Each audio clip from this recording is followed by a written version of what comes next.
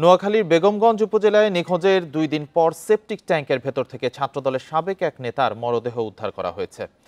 দুপুরে সদর উপজেলার নোয়ান্নই ইউনিয়নের দুর্গাপুর গ্রামের একটি বাড়ির সেপটিক ট্যাঙ্ক থেকে মরদেহ উদ্ধার করে পুলিশ। নিহত মীর হোসেন সাদ্দাম রাজগঞ্জ ইউনিয়নের 7 নম্বর ওয়ার্ড ছাত্রদলের সাবেক সহসভাপতি।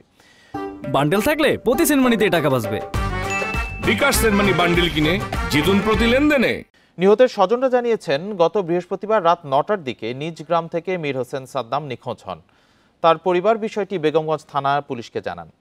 সকালে শিশু কিশোররা দুর্গাপুর গ্রামের একটি বাড়ির সেপটিক ট্যাঙ্কের ভেতর পলিথিনে মোড়ানো অবস্থায় মরদেহ পড়ে থাকতে দেখে। খবর পেয়ে পুলিশ ঘটনাস্থলে পৌঁছে মরদেহ উদ্ধার করে।